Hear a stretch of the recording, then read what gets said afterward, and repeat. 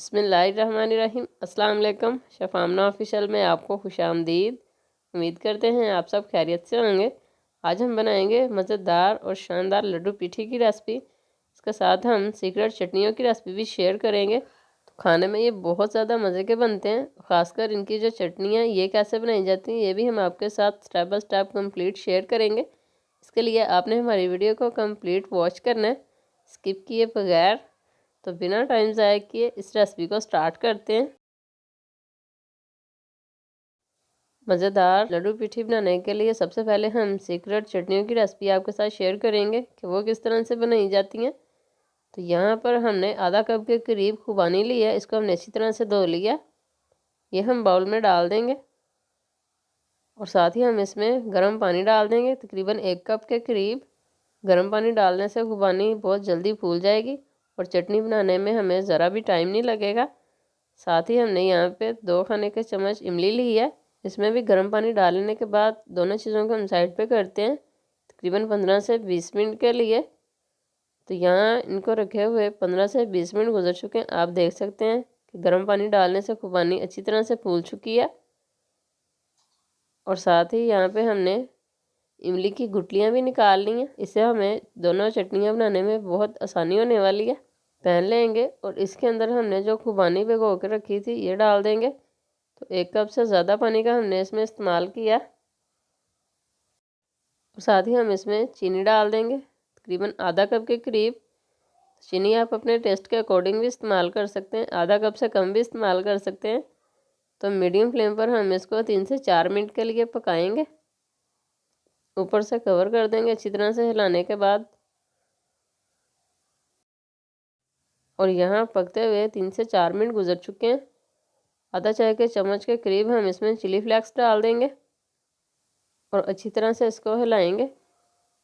اور فلیم کو ہم آف کریں گے، اس کو چولہے سے اتار کر ٹھنڈا کریں گے اور بلینڈر جار میں ڈال کر اچھی طرح سے بلینڈ کر لیں گے۔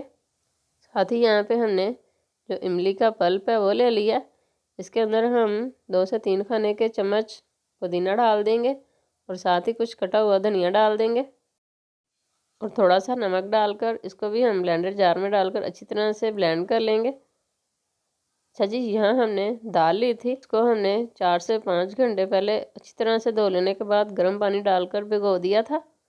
تو یہ سائز میں ڈبل ہو چکی ہے، آپ دیکھ سکتے ہیں۔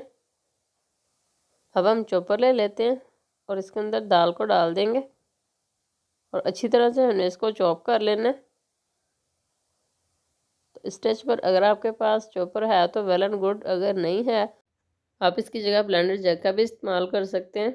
تو دال کو ہم نے چوپ کر لیا، واپس ہم اس کو اسی باؤل میں ٹرانسفر کریں گے اور پھر ہم اس میں کچھ چیزیں شامل کریں گے، جس میں ہم اس میں 1 چائے کا چمچ زیرہ شامل کریں گے اور ساتھ ہم اس میں آدھا چائے کا چمچ نمک اور آدھا چائے کے چمچ سے کم ہم اس میں بیکنگ سوڈا شامل کریں گے۔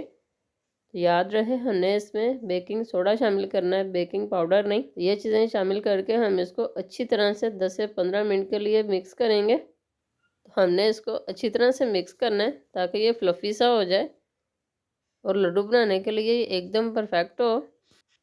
اور یہاں پر ہم مکس کرتے ہوئے اس میں 3 سے 4 کھانے کے چمچ پانی شامل کریں گے، تھوڑا تھوڑا کر کے شامل کریں گے، ایک ساتھ ہی نہیں کر دیں گے۔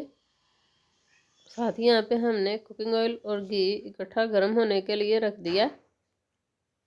تو اچھی طرح سے 10 سے 15 منٹ ہم نے اس کو مکس کیا اور یہ فلفی سا ہو گیا، یہ دیکھ سکتے ہیں آپ ماشاءاللہ۔ تو اس میں ہم نے بہت زیادہ پانی کا استعمال نہیں کرنا، اگر بہت زیادہ پانی کا استعمال کریں گے تو جیسے ہی یہ کوکنگ آئل میں جائیں گے تو یہ بکھرنا شروع ہو جائیں گے۔ اب ہم اس طرح ایک پیالی میں پانی لیں گے اور جس چمچ سے ہم نے لڈو تیار کرنے ہیں اس کو ہم ساتھ ساتھ پانی میں ڈپ کریں گے۔ اس طرح سے پانی میں ڈپ کر کے ہم اس سے لڈو تیار کریں گے اور پھر واپس ہم اس کو پانی میں ڈپ کریں گے۔ اس طرح ہم لڈو بنانے میں ہمیں آسانی ہوگی، اس طرح سے ہمیں لڈو بنانے میں آسانی ہوگی۔ اس طرح سے ڈالتے جائیں گے لڈو کا بیٹر اور پھر ہم اس کو پانی میں ڈپ کر لیں گے۔ اور ساتھ ہی یہاں آپ دیکھ سکتے ہیں کہ آئل کو ہم نے بہت زیادہ گرم نہیں کیا، اگر بہت زیادہ گرم کر لیں گے تو اس کے اوپر فوراً سے کلر آ جائے گا اور اندر سے یہ کچے رہ جائیں گے، اور اندر سے اس کی جو ایک جالی سی بنتی ہے وہ بھی نہیں بنے گی لڈو کی۔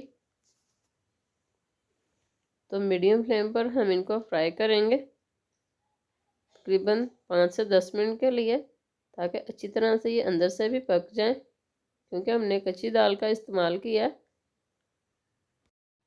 3 سے 4 منٹ کے بعد اب ہم ان کی سائڈز کو چینج کریں گے اور ان کو ہم فرائی کر کے نکال لیں گے۔ تو یہاں ماشاءاللہ ہم نے ان کو فرائی کر لیا، ابھی ہم آپ کو دکھاتے ہیں، یہ دیکھیں۔ تو اس سٹیج پر ہم نے اس کو بہت زیادہ موٹا نہیں رکھا، ورنہ اس کو پکانے میں ہمیں زیادہ ٹائم لگ جانا تھا۔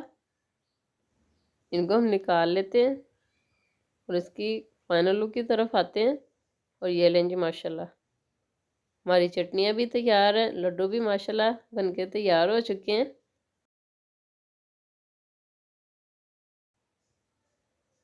تو ان کو ہم ایک پلیٹ میں سرو کرتے ہیں۔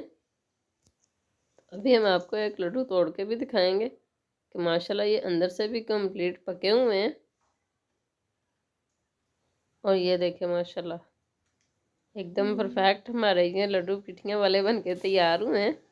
سرو کرنے کا بھی طریقہ بتا دیتے ہیں کہ اس طرح سے ہم پہلے اس کے اوپر چٹنیاں ڈالیں گے، یہ دیکھیں ماشاءاللہ بہت زیادہ مزے کی ہماری یہ سیکرٹ چٹنیاں بن کے تیار ہوئی ہیں۔ سیکرٹ چٹنیاں ڈالنے کے بعد ساتھ ہی ہم اس کے اوپر دہی ڈال دیں گے،